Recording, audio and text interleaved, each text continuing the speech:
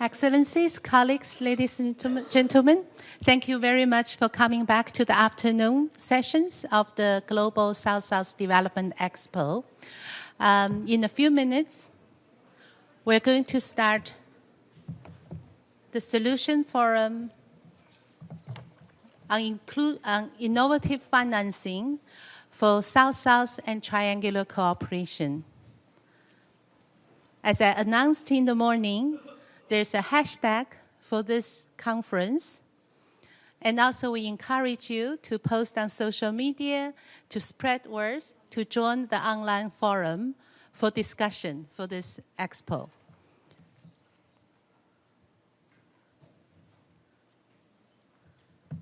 For the afternoon session, we will also feature a special signing ceremony. It will take place just in a couple of minutes.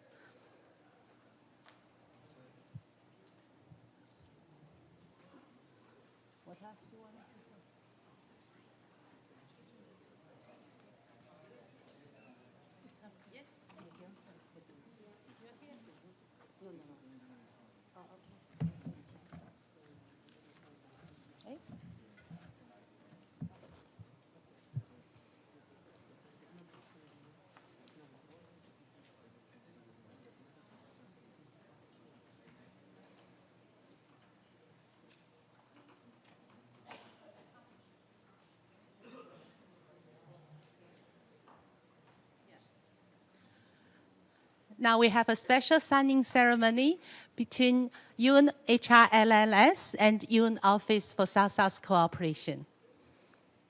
Let me have the honor to invite Mr. Chetiak to give a brief remarks. UNOHR-LLS is a strong partner for South-South and triangular cooperation, representing least developed countries, small island developing states, landlocked developing countries.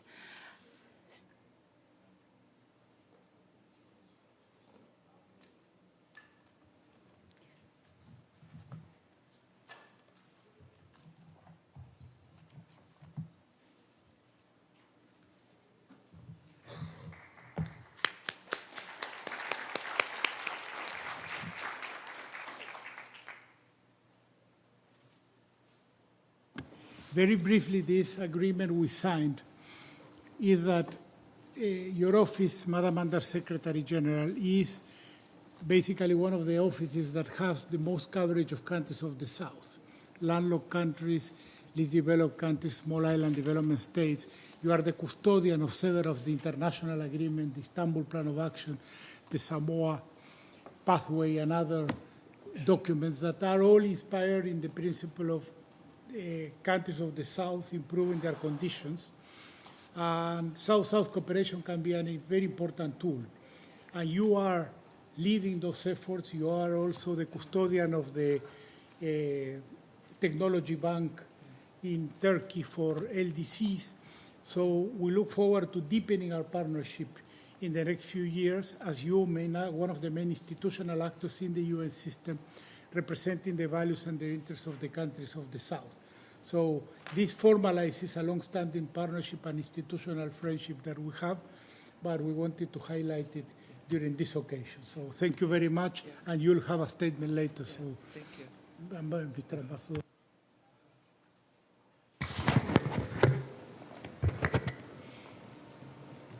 Under Secretary General, Director of the Office for South-South Cooperation, other colleagues on the podium, ladies and gentlemen. I welcome all of you to this session of a panel discussion along with the UN Office of South-South Cooperation. As you are all aware, the success of the implementation of the SDGs will depend on the mobilization of adequate resources, a fact recognized in SDG 17 itself.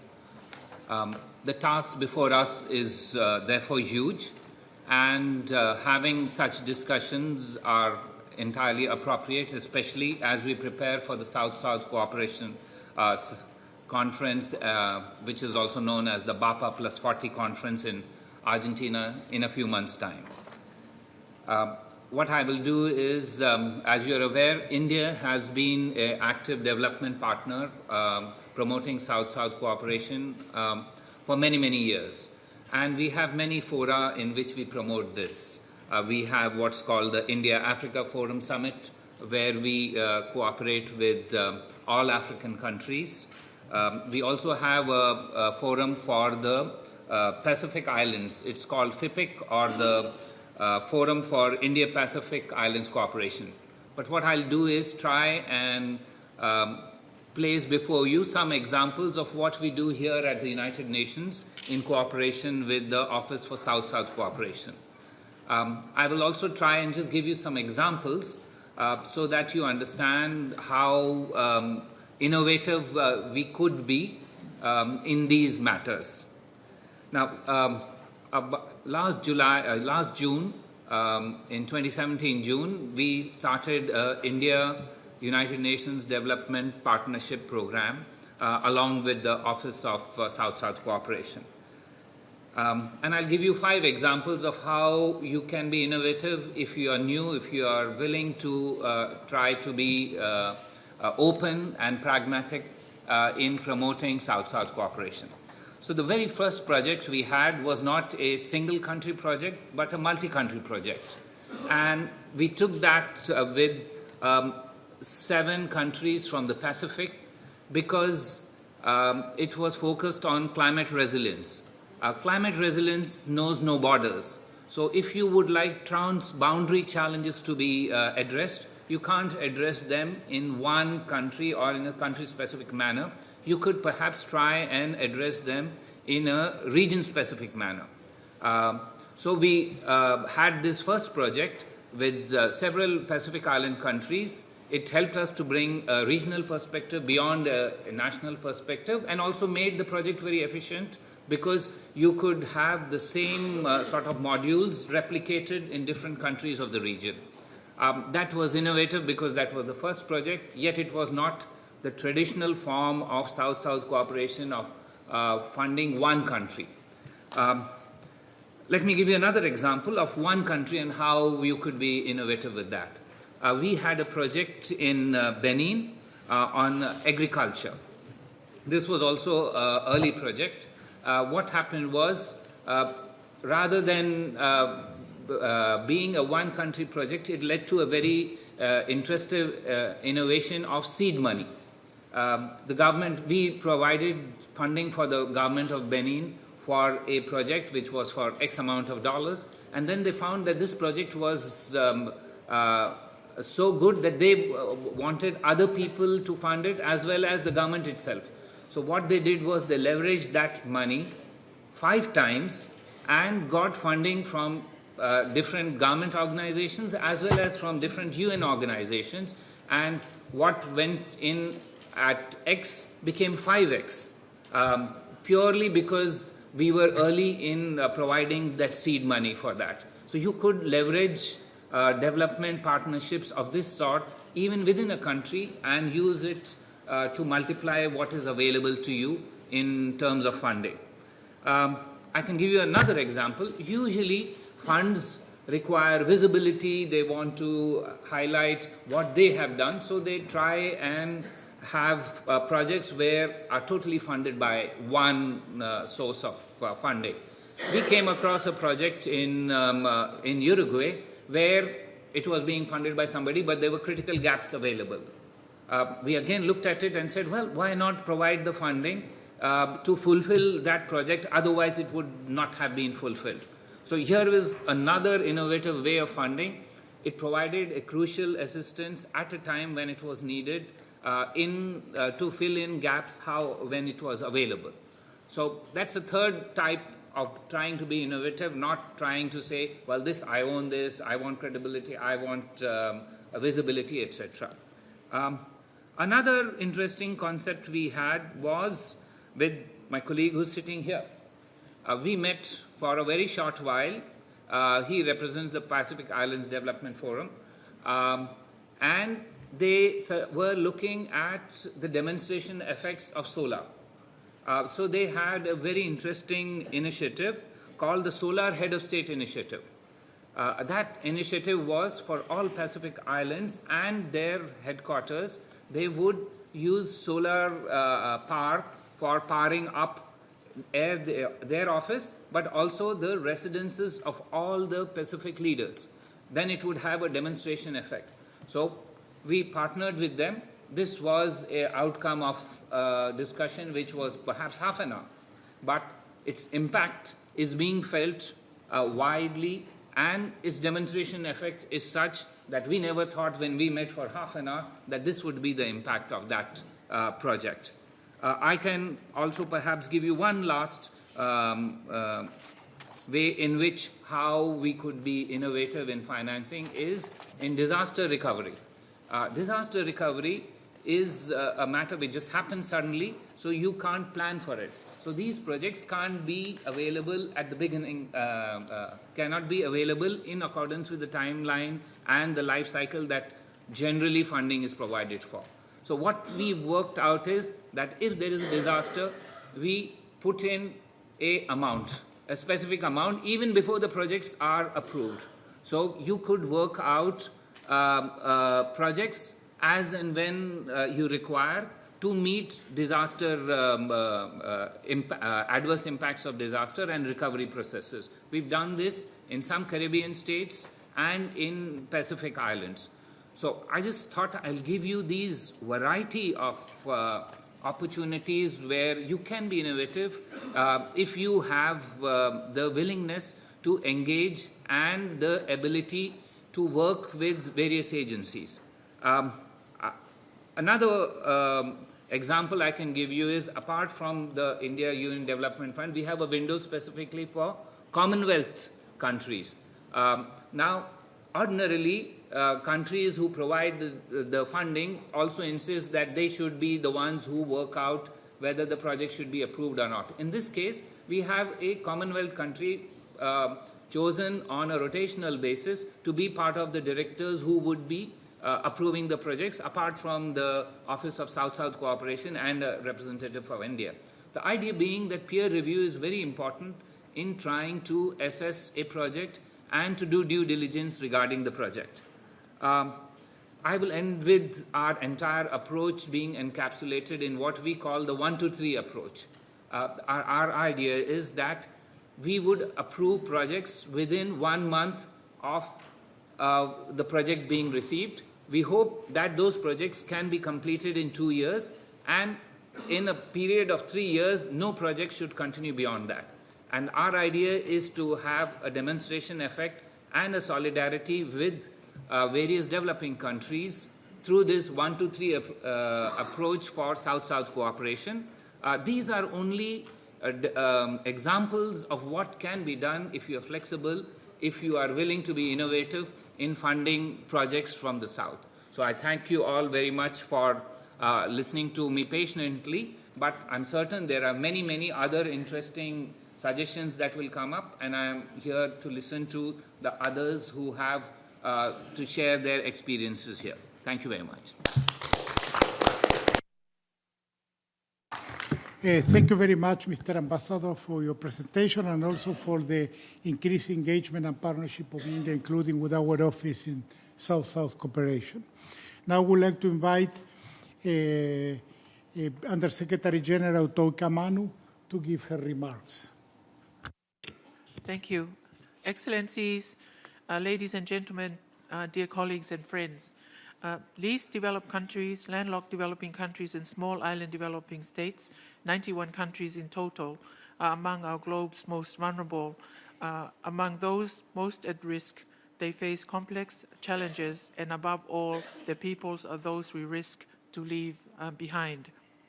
The topic of our meeting, innovative South-South development financing, is very timely. Accessible finance, coupled with capacity building support to mobilize resources, will be of critical importance for LDCs, LLDCs, and SIDS. We must strive harder and faster to afford them and their people full partnership in our common goals to achieve the Agenda 2030 by leaving no one behind. The 2030 Agenda has indeed placed the promise of leaving no one behind at its center. Agenda 2030 calls for global efforts to eradicate extreme poverty, build a future of shared prosperity, and protect our planet for all. We no longer are in a position to say if we are to deliver on the SDGs. We must deliver. The signs of social, economic, and climate disruption and their manifold impacts are there, loud, clear, and visible. We must deliver, and we must meet our commitments to achieving the SDGs for all. To achieve the SDGs urgently requires a surge in financing and investment. The SDG finance requirements in LDCs, LLDCs, and SIDS for the sustainable development goals are considerable and urgent. Globally, total investment needs to achieve the SDGs are estimated at 5 to 7 trillion per annum for the period 2015 to 2030. Just take the case of the LDCs. For the LDCs to meet the 7% annual growth rate envisaged in both the Istanbul Programme of Action and the SDGs, investment growth in LDCs would have to accelerate to an average of 10% per annum. However, countries continue to struggle to mobilize both domestic and external funding. Commitments from the international community for a substantial scaling up of resources did not materialize to the extent needed or expected.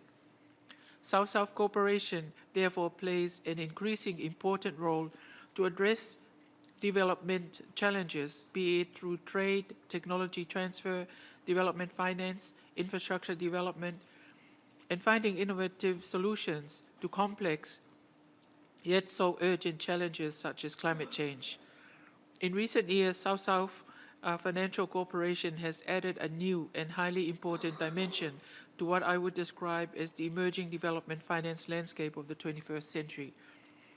The complexity, the scale of the financing needs of the most vulnerable countries of our global community require the kind of innovative financing mechanisms South-South cooperation stands for.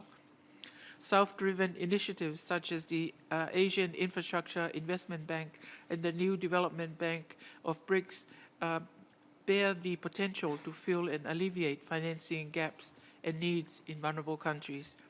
I also must underline the importance of climate financing as an emerging field in South-South cooperation. Many SIDS are the most exposed to the impact of climate change. It's an understatement if I say they are in dire need of amplified and also simplified access to appropriate climate finance. In harnessing various development finance resources, these countries also need to strike a balance between increased financing needs and overall debt sustainability. Ladies and gentlemen, I have said in many times, and just will say it again, LDCs, LLDCs, and SIDS need enhanced global partnerships to embark on a pathway of sustainable development for all. Together, we must leverage much more the potential of the South-South cooperation in development finance and how we can maximize its impact. Traditional development assistance of the 20th century is stagnating. ODA pledges made ought to be met. ODA remains a critical source of external financing. Innovative financing through South-South cooperation should not be seen as a substitute, but a complementary source. It will take all of us to work together as partners to realize the promise of the Agenda 2030. The LDCs, LLDCs, and SIDS must act as drivers, as the leaders in ensuring their countries and peoples are not left behind. Ladies and gentlemen, the Secretary General unveiled a strategy for financing the 2030 Agenda for Sustainable Development. This is the blueprint to help accelerate progress towards financing the SDGs. With urgency, we now must twin innovative South-South financing solutions and avenues with the development needs of LDCs, LLDCs, and SIDS. I look forward to listen to you and hope for enriching and action-oriented discussion today. Thank you.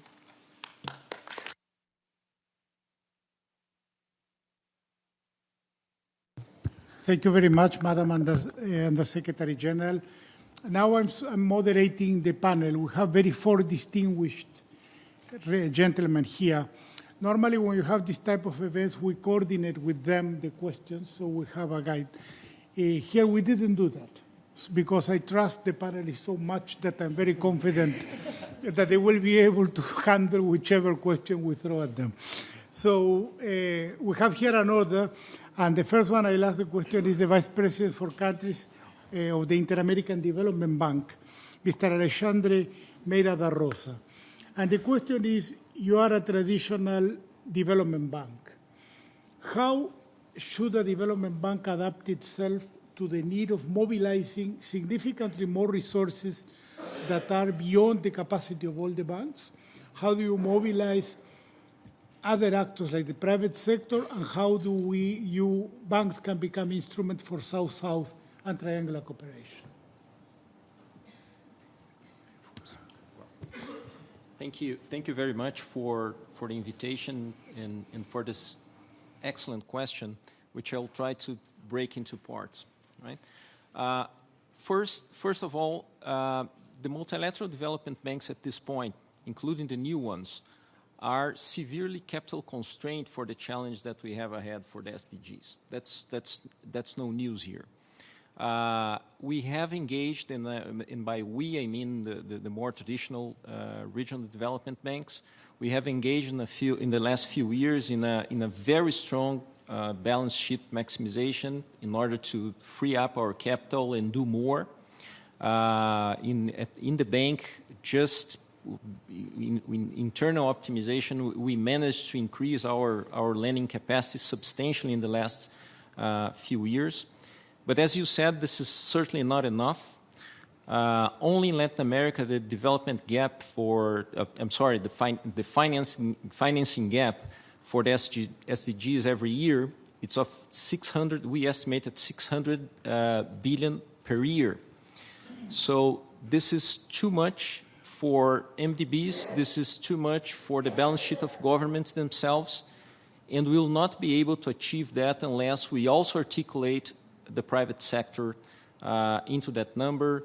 We also use capital markets to mobilize capital markets as a source of finance, and why not philanthropy as well? We have seen the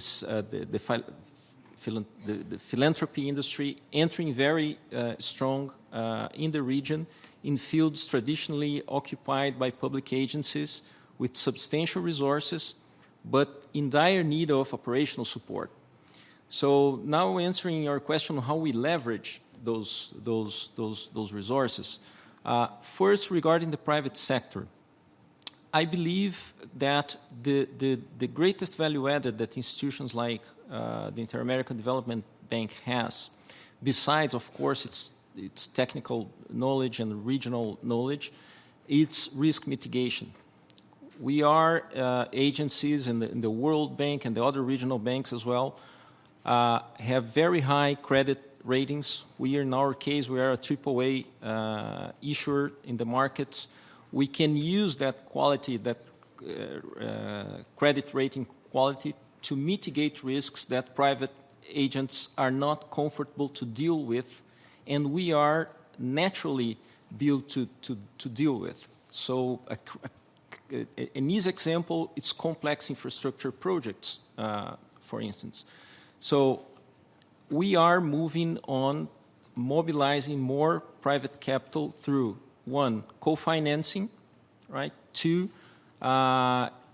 increasing our guarantee and risk mitigation instruments, and working very hard on project preparation, as we believe that one of the bottlenecks that we have for the private participation, especially in infrastructure, is the existence of good projects. But we are also working to mobilize other agencies' capital. So we have embraced the mandate that we receive from both the G20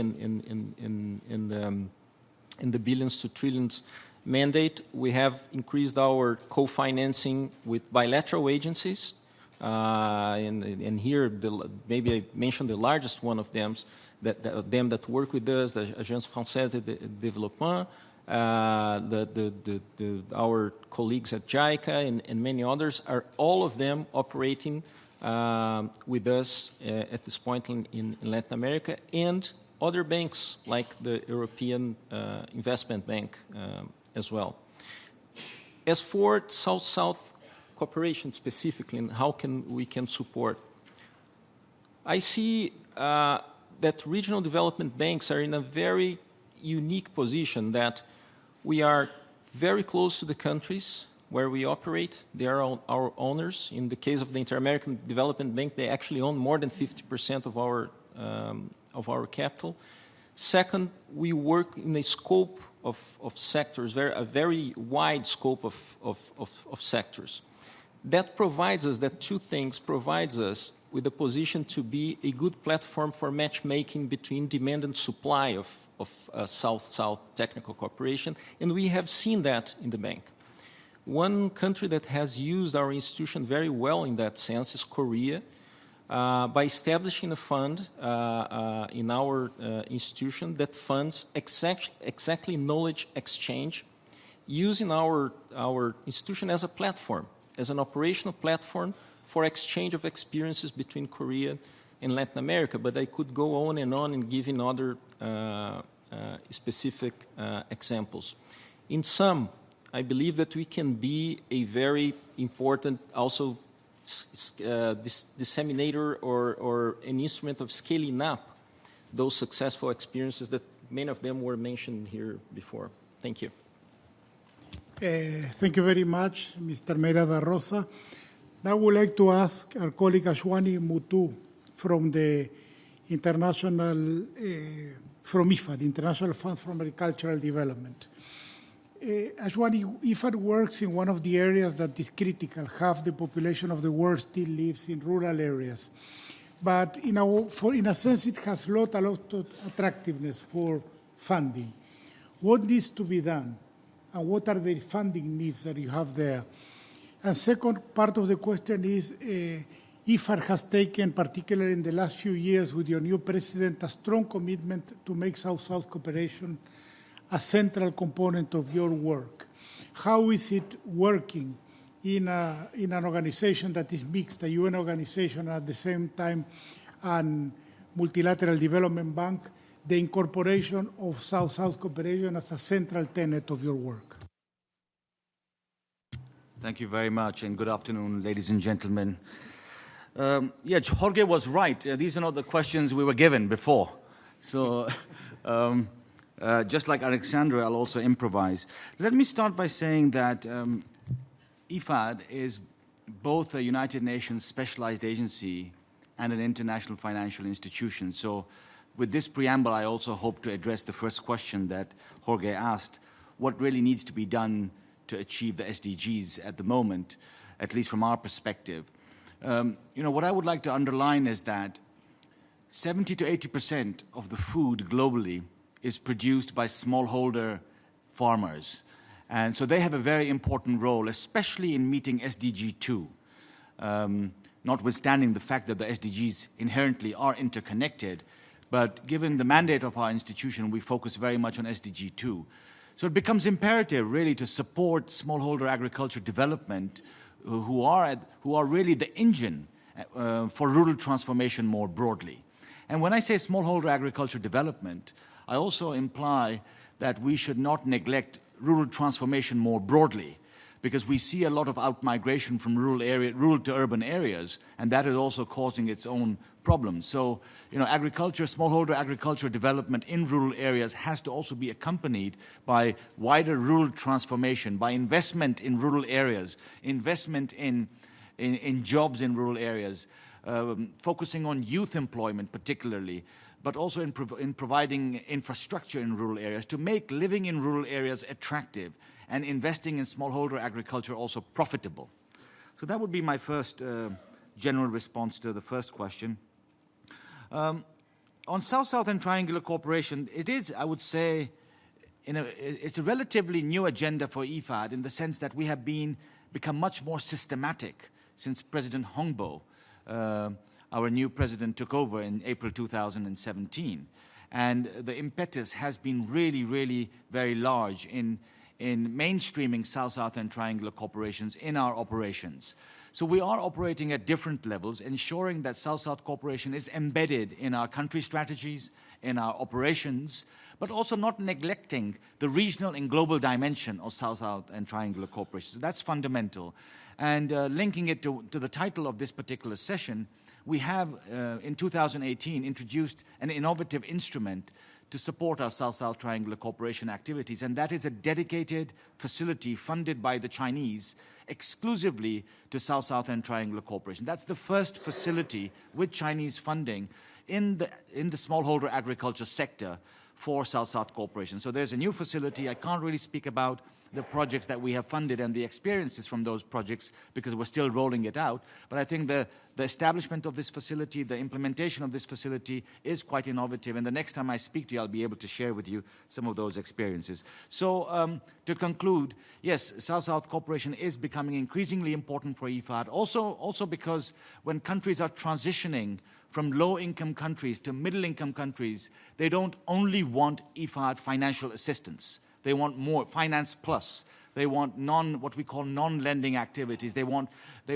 analytic work. They want knowledge. They want South-South cooperation, reimbursable and technical assistance. So in that sense, South-South and triangular cooperation for us is also a new way of doing business and serving our clients. Thank you very much.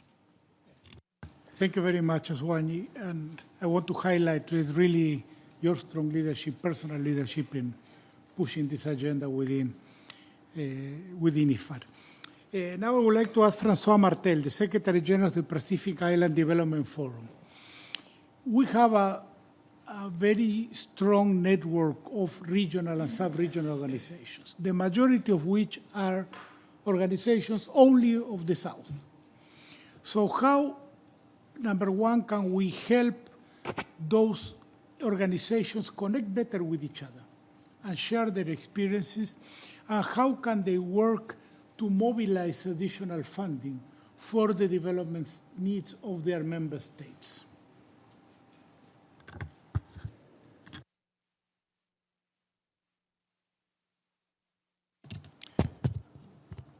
Thank you, Jorge. Ladies and gentlemen, well, the Pacific Islands Development Forum, apart from the other members of this distinguished panel, is actually not a financial institution. I must basically, this is my first disclaimer, that in effect, we are looking for funding for the implementation of the SDGs. In the Pacific, there are several regional organizations. The regional architecture is in some ways crowded with technical agencies and two leader organizations. The Pacific Islands Development Forum is the newest of these organizations, and it was specifically designed not to operate as business as usual.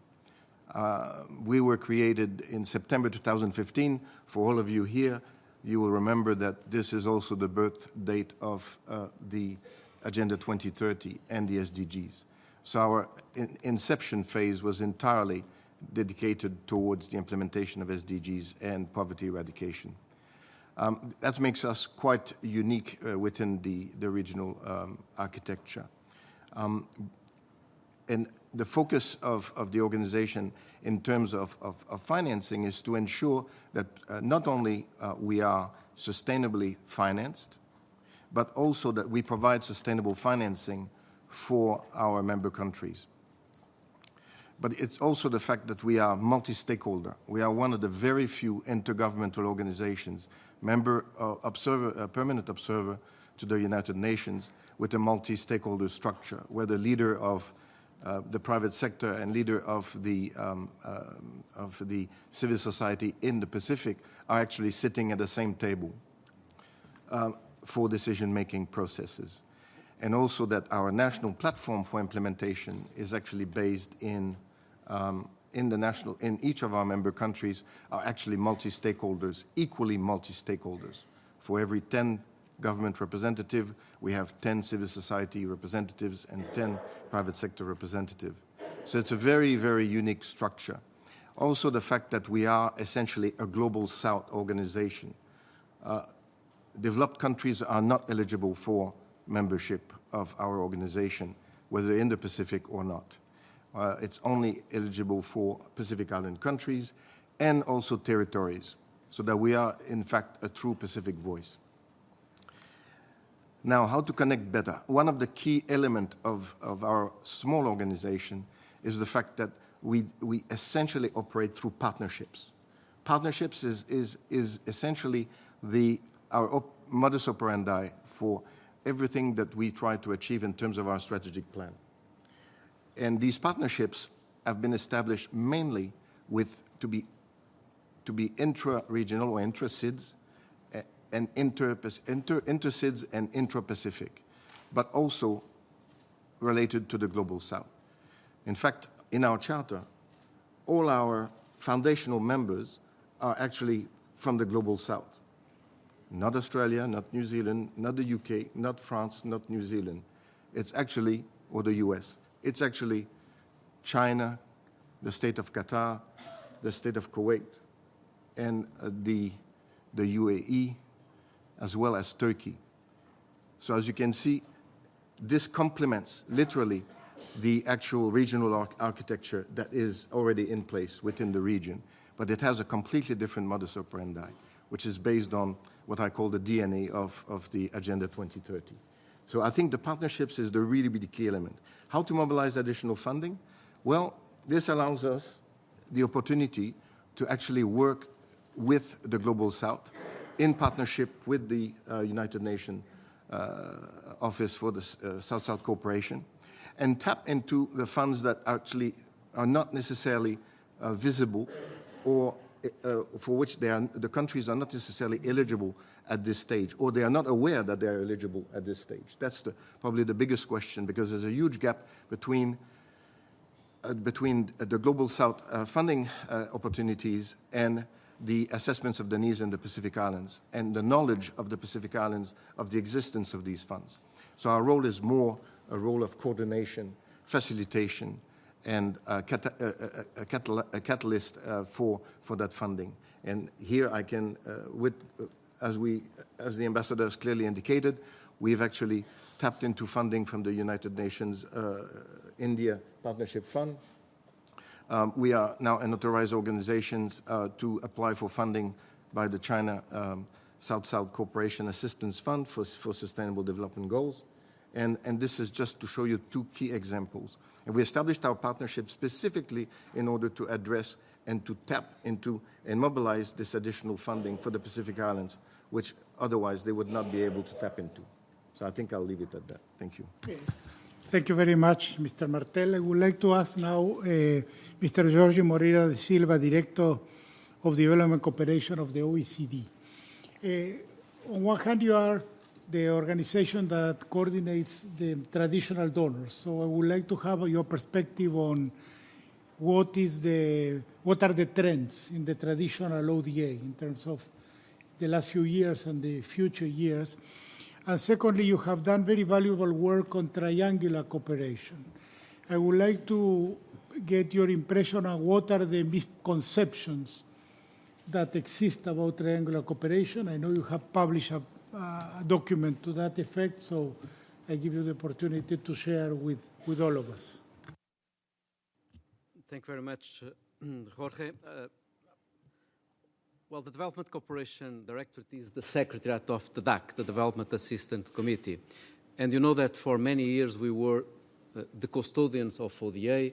We hold our members to account to the 0.7% objective, and also monitor and assess and evaluate the way that OECD members were implementing this aid effectiveness agenda.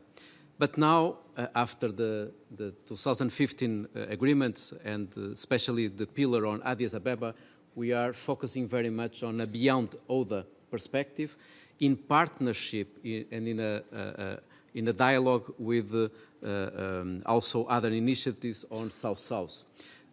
We published last week a report, the Global Outlook on Financing for Development, which was a way to go beyond the trillions narrative.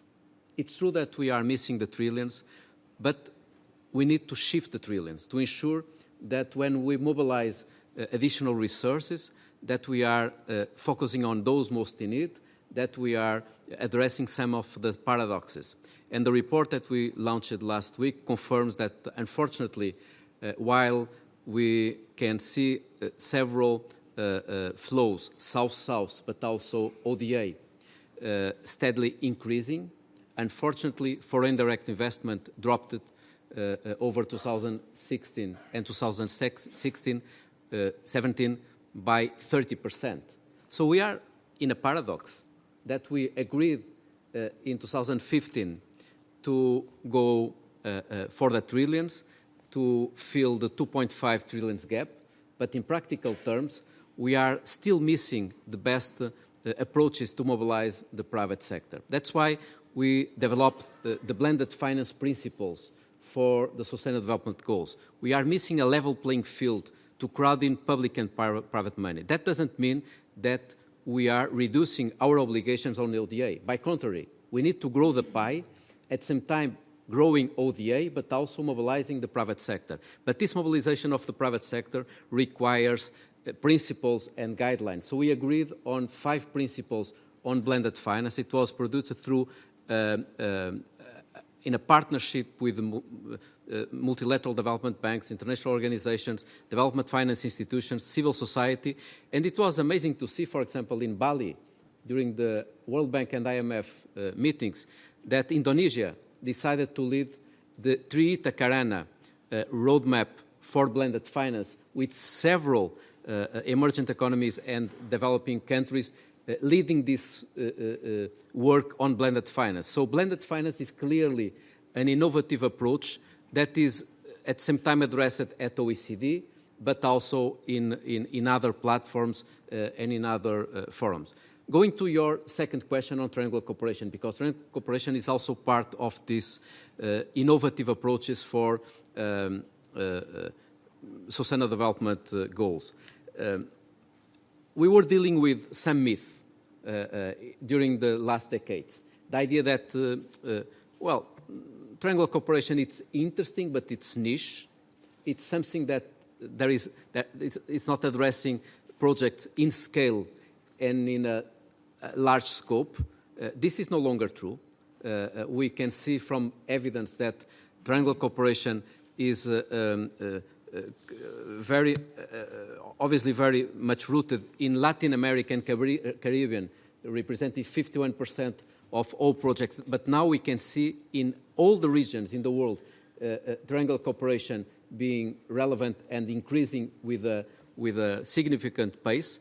Second idea that triangular cooperation was not providing a clear added value. And now we realize that without triangular cooperation, many projects on the green economy and on climate change would not take place.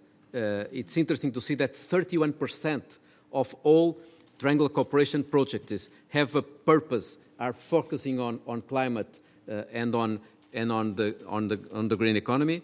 The third myth was the idea that the blended finance was mainly government-oriented. But now we see that 37% of triangular cooperation projects are partnering with non-state actors, with the private sector, civil society very actively. And finally, the idea that triangular cooperation was not providing the right implementing mechanisms and the best planning. And now we realize with evidence and with impact that triangular cooperation is being at the same time agile and flexible with projects that are normally of a small scale, but at the same time very impactful in concrete terms, being a problem solver. So we can see that triangular cooperation emerged as a mechanism that it's at the same time a mechanism to better link North-South with South-South, but also an approach that is valued per se, regardless the perspective of the North or the perspective of the South. So I'm very glad to see that with your leadership, George Sediak, and with the active role of all members of this dialogue, that triangular cooperation is also being very relevant in the preparation of the BAPA plus 40.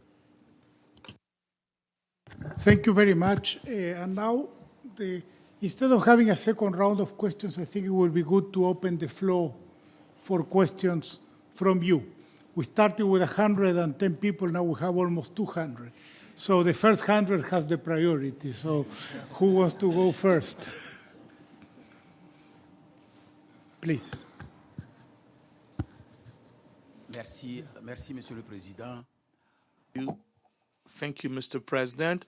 My name is Aputo Komonhan. I am Director of Bilateral Cooperation in the Ministry of Planification and Development. I'm from Togo. My reaction is just to respond to the last word mentioned by the representative of the OCDE.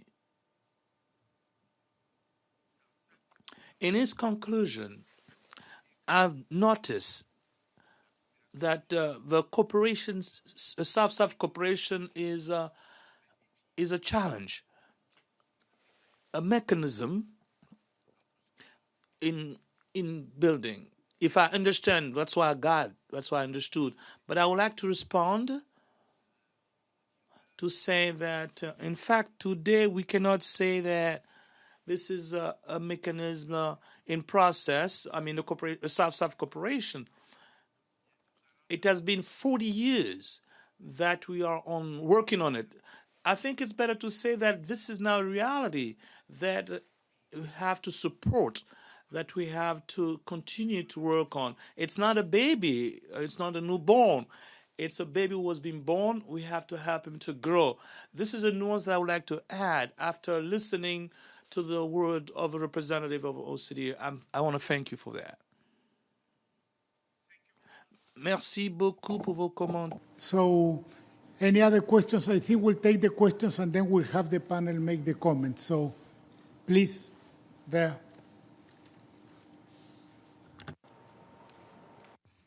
Merci. Merci. Thank you, Mr. President. My name is Bienvenue Ovuno. I'm from the Republic of South Africa. I'm the director of multilateral cooperation, and I'm in charge of a community of a follow-up and the implementation of development, sustainable development. I would like to say something. I want to contribute to this conversation because I've been followed the brilliant panelist intervention. Their speech was wonderful, and I would like to congratulate them for what they say. But I see the theme is talking about the financial innovating to support the South-South cooperation, the Triangle South-South cooperation. I agree with what you've said and also what you brought to all the panelists, distinguished panelists mentioned, but I would like to, maybe I was expecting more from you guys, but I had maybe less because concrete case study. I have less concrete studies. I was expecting that to inform the authority of my country. Would like to say, in terms of contribution, allow me to, today, the challenges are huge in those countries, developing countries, even in terms of financing. It's challenging. The big challenges that those countries, low country income are facing. I think they're facing a question of infrastructure. Also, we know that the finance that devoted to infrastructure are huge, but one partner cannot. Even the government itself cannot. So we have to ask help from the international institution, and I think it takes a lot of time. If we take into consideration the challenge we're facing with infrastructure that require more financing, without even talking about roads and so forth. I think that today the action should be focused on concrete, successful example, local. If we have in the room some example, specific cases where countries, where the corporation allowed to develop some strategies to focus locally in terms of resources, I think those are example. But personally, I came to New York to take note and also to learn.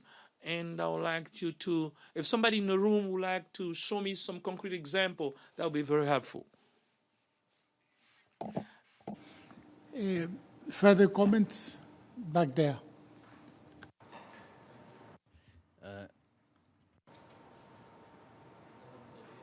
Fund. My question is, as you know, there is a lot of financier for a lot of projects. But sometimes the problem not for the financiers, sometimes the problem in the countries. They cannot observe these kind of funds. Sometimes when there is more than financier, more than country, more than private sector and government sector, the problem is with the country. They cannot manage these financiers. So how we can help them to manage that? Thank you. We'll take two more and then we'll leave the panel. Please, you first. Then. Me? Yeah. Hello, this is Dr. Santosh from India. Just wanted to make a quick comment that I think it would be very, very useful to understand the alternate sources of financing the South-South cooperation by probably bucketing this into some specifics like probably for-profit, not-for-profit, grant and aid, the sort of, and also in sort of like the ambassador said, probably the Commonwealth Fund or the IPSA fund or some other funding. So I think it would be nice to bring out some specifics in terms of how South-South cooperation was funded. Some projects were funded or some innovative ideas have been funded. And these case studies, if they could be put forth and how exactly to go forward, I think it will be very, very helpful. And also in terms of SDGs, I mean, if it is very diverse, for example, health, education, and multiple areas in which this alternate financing models have been experimented, and when they failed and when they succeeded, why they failed, why they succeeded. I think that sort of critical analysis would be very, very helpful going forward. Thank you. Yeah, thank you very much. Last question for this round, please. Thank you, Your Excellency. I'm from the Commonwealth Secretariat, and just to address to the points raised by some of my colleagues earlier, that there is a lot of funding available, but a lot of countries find it hard to access that funding. And in the interest of sharing an example of good practice from the Commonwealth, I'd like to draw your attention to the Commonwealth Climate Finance Access Hub. It is a facility that has been set up by the Commonwealth, in cooperation with its member states. It's based in Mauritius. And what that Finance Access Hub does is to help many of our member states, provide technical assistance to them, to firstly identify the sources of climate financing available, and then to actually go and access those funds in a sustainable way. Thank you. Thank you very much. The question there from... Thank you very much. Chair. My name is Sanjo Fanino, Minister of Budget and National Plan in Nigeria. My own contribution is on, I actually want to address it to OECD, because when we look at the principle of South-South cooperation, it also has experience sharing. So I don't know how we can leverage the supports by the traditional donors to use this as an opportunity, a sort of peer review mechanism that we attract funding by both traditional and cross-border entities. How can we use this South-South cooperation now to attract funding? How can we use peer review mechanism?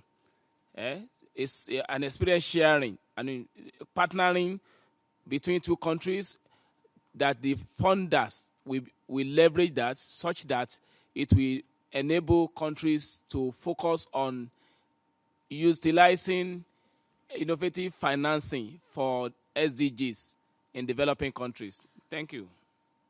Thank you very much. I will take one question to improve a little the gender balance because it was 6-0. So the last question.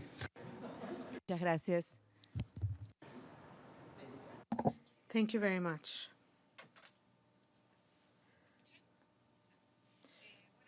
Good afternoon. I'm Cecilia Castillo. I represent the International Organization of NDI. My question or my comment is related to the topic of health and the objectives for the area of health. It's a question to which I would like to invite the IDB in particular to reach objectives in terms of health. I would like to know if there would be the possibility of beginning a dialogue by thinking in maybe some funding mechanisms that could be of easy access for everything that has to do with research and development for health. R&D, it's a high-risk area, but high social impact when the results are favorable. We have a case, and I would like to contribute with this example. We have a case study with the Brazilian Development Bank that also has funds for science and technology that has brought about very good results. And I would like to know if there is that forum for discussion or dialogue to see if this would be possible through the IDB. Thank you very much. Now, we have each of the panelists will have 2 minutes to answer. So each of them can take whatever questions they want and whatever proposals. But to the 2 participants that mentioned the no cases and no opportunities to link, I invite you to come here tonight at 6:30, where we're going to launch a publication with 127 cases with their contacts for possibilities of developing South-South cooperation. And in addition to that, take the opportunity to meet with people to make contacts here. Many partnerships have come up out of this type of expo. So please use that opportunity. It's been an honor here.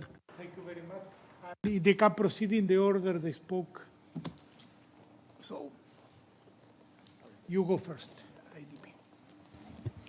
Okay, thank you. Thank you all for your interest in your question. I addressed 2 of them. First, on a colleague back in the room, on a role that I think that multilaterals can play is exactly be that one-stop shop, or to organize investors, public co-financiers, other actors, development actors in the relationship with the country.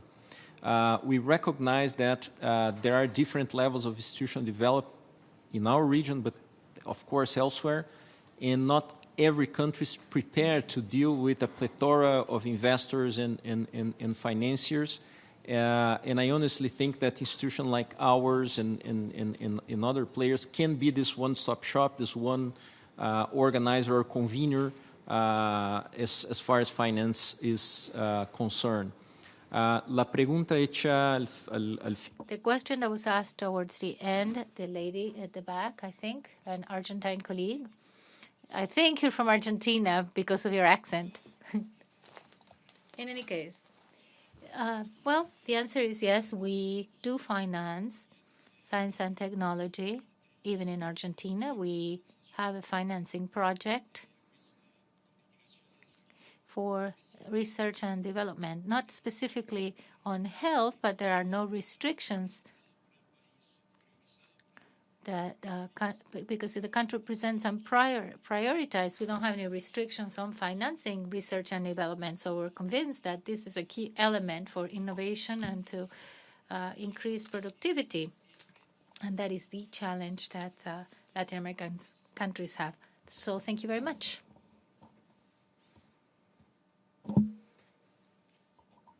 In the order that was spoken, so it should be, yes, Mr. Mutu, please. Thank you very much. I'll address comments, questions made by 3 speakers. I'll start with Togo, partly because my president comes from Togo.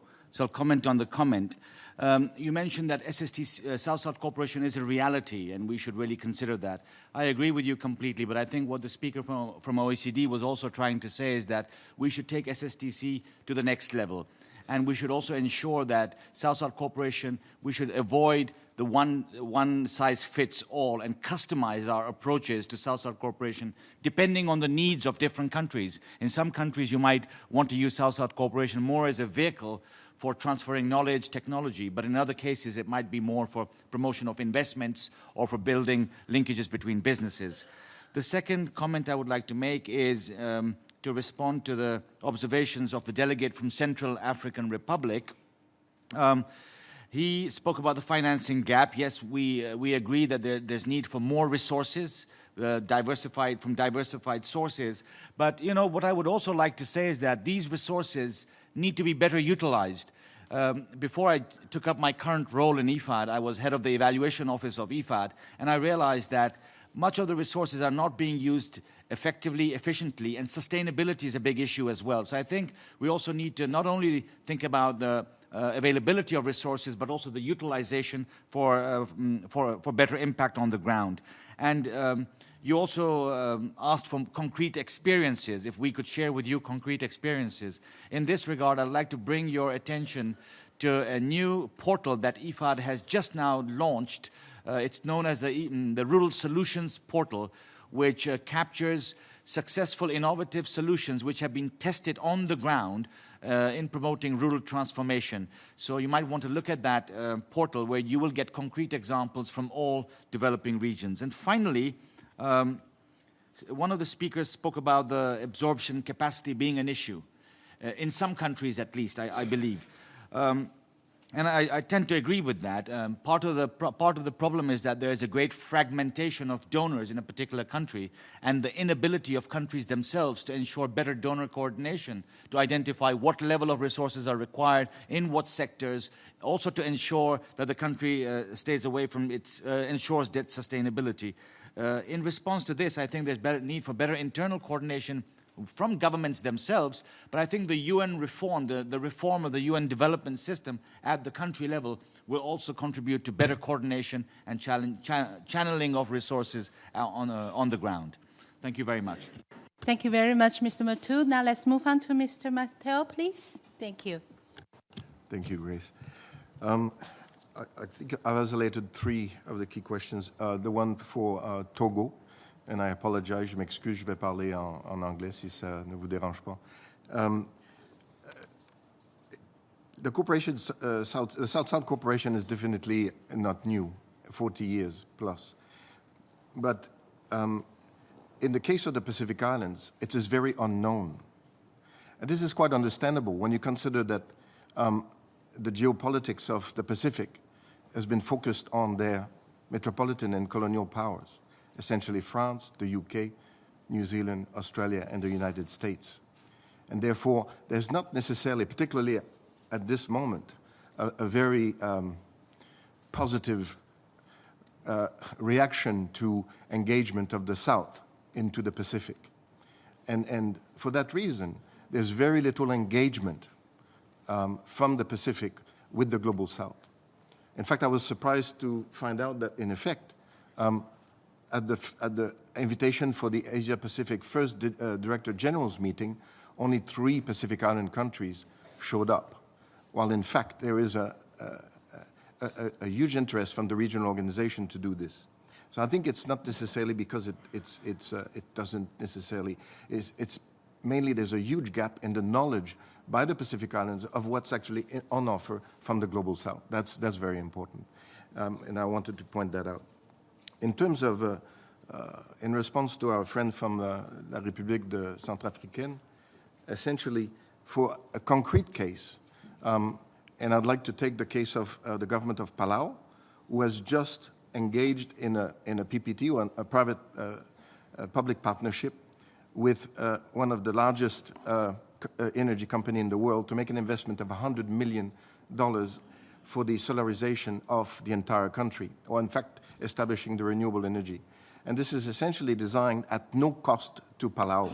It is designed specifically using artificial intelligence by a company that's called Grid Market, that's financed by a philanthropic organization to actually do the planning for an entire country and to establish the best possible renewable energy roadmap and put this for investment.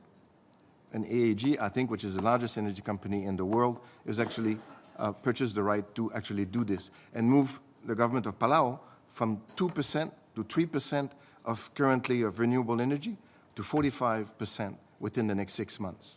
Now, this is a classic, a very, very important example. And in fact, there is a side event specifically within the South-South Cooperation Office right now on this particular use of artificial intelligence and the PPT for moving things concretely very fast. The third one relates to capacity. The capacity element for the Pacific Islands is a classic example. When you look at countries' population like Tuvalu of 10,000 people, Cook Islands 8,000 people, we definitely have a capacity issue.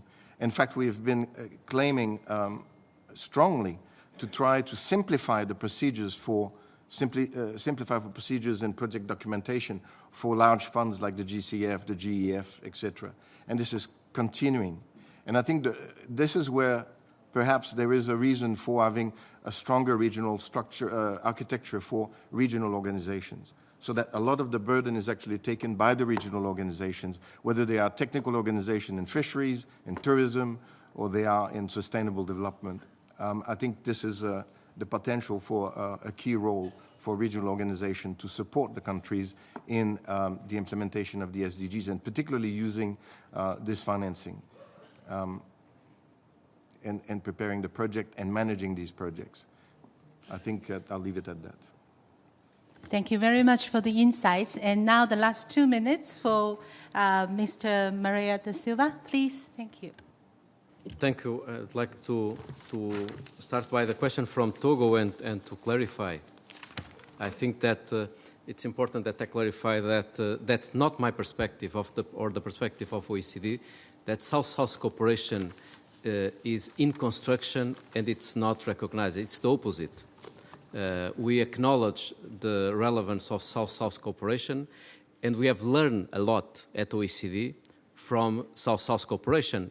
And just giving you one concrete example, we received a mandate from Addis Ababa to develop the TOTSD, the Total Official Support for Sustainable Development. And instead of creating a process at OECD, we created an international task force, including OECD and developing countries, and we have learned a lot from these partners, for example, ensuring that on the TOTSD, when we measure cross-border flows, that we will include the in-kind cooperation and the technical assistance, which is something that is very, very relevant and tangible through South-South cooperation. So that was not my perspective, but I have a perspective that, in my opinion, applies not only for South-South, but also for North-South, which is about innovation. Our work is not done. We are not yet there. We have a problem of scale, a problem of impact, and also we need to fine-tune to make sure that we are focusing on those most in need. Let me just give you one or two numbers that are quite eloquent. We mobilized $82 billion through blended finance. Mobilized not just from North-South initiatives, but also South-South initiatives. $82 billion from private sector were mobilized, but only 7% of it were focusing on LDCs. Isn't it something that we need to fix both at South-South and North-South? Another example, by 2030, we'll have 80% of the poorest in the world living in fragile contexts, but only 10% of foreign direct investment is targeting this fragile context. Shouldn't we learn from evidence to innovate and to improve? So I think that while both North-South and South-South cooperation has delivered very good results, we will not reach the 2030 agenda and fill the 2.5 trillion gap without bringing innovation through blended finance, triangular cooperation, social impact investment, climate finance, addressing some of the paradoxes. For example, the fact that not all ODA and not all development cooperation is 100% Paris compatible. So there are a lot of elements for reform, for collaboration, for innovation, and I think that that's why this South-South Expo is an opportunity also the BAPA Plus 40 to develop this new agenda. Thank you. Thank you very much. And this is really a distinguished panel and good questions from the floor. It emphasizes, of course, South-South cooperation is promoting knowledge sharing, technology transfer, promoting more South-South trade, investment. However, financing is still an essential element to make it successfully benefit sustainable development goals.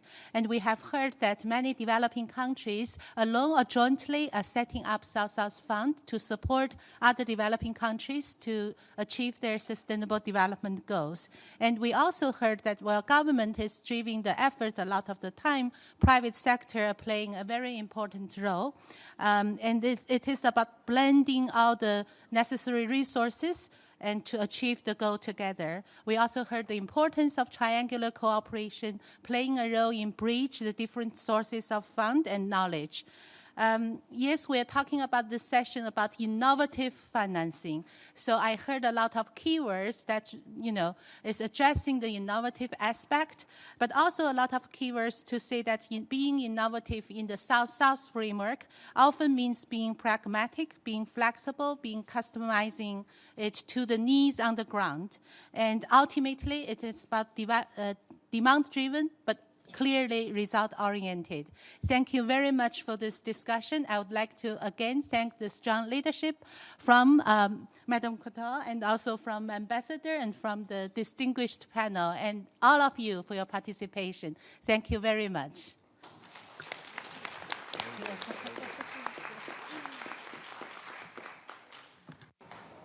We have plaques to recognize your contribution to the discussion, to be given to all the panelists. Actually, the previous speakers at different sessions, you can also come to the Secretariat to get your plaque.